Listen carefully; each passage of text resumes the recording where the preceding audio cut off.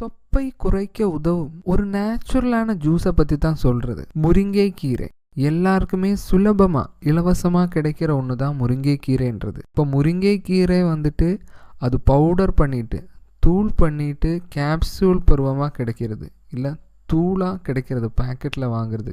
அந்த அளவுக்கு முருங்கைக்கீரை பெனிஃபிட்டு இந்த உலகத்தில் தெரிஞ்சு போச்சு.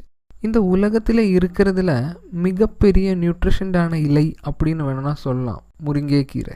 முருங்கைக்கீரை இலை வந்துட்டு தூள் செஞ்சதாக இருந்தாலும் சரி, இல்லை ஃப்ரெஷ்ஷாக இருக்கிற இலையாக இருந்தாலும் சரி, BP level, sugar level, cholesterol level இது எல்லாமே ரெடியூஸ் பண்ணுறதுக்கு ரொம்ப ஹெல்ப்ஃபுல்லான ஒன்று.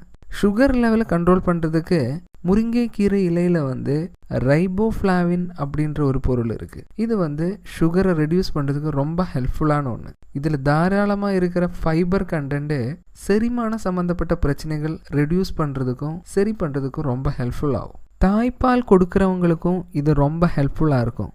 என்னன்னு கேட்டால் கால்சியம் லெவல் இதில் தாராளமாக இருக்குது.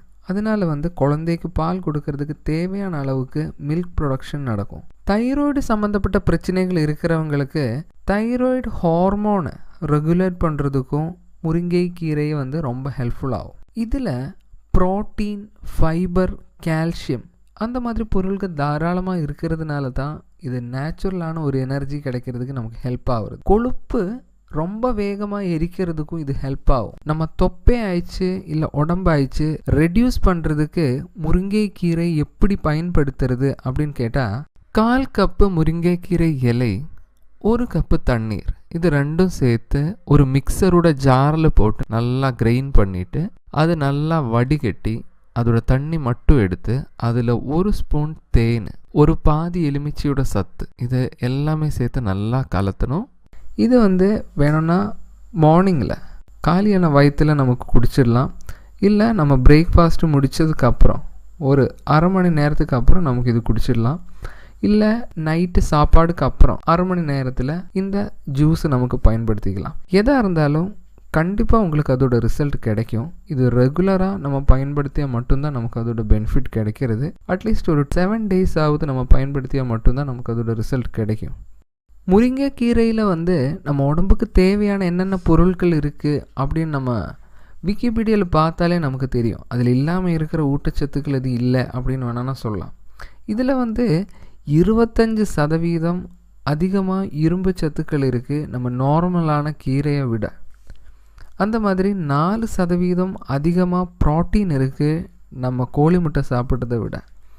15% பொட்டாசியம் அதிகமாக இருக்குது நம்ம வாழைப்பழம் சாப்பிட்றத விட.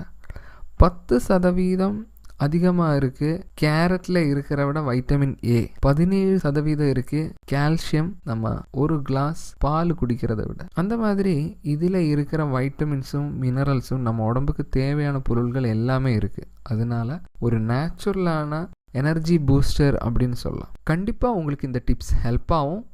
இப்போ தொப்பை ரெடியூஸ் பண்ணுறதுக்காக இருந்தாலும் சரி, உடம்பு ரெடியூஸ் பண்ணுறதுக்காக இருந்தாலும் இது கண்டிப்பாக உங்களுக்கு இது ஹெல்ப் ஆகும். இந்த மாதிரி இன்ஃபர்மேட்டிவான வீடியோஸ் இனியும் பார்க்குறதுக்கு சேனலை சப்ஸ்கிரைப் பண்ணலாம்.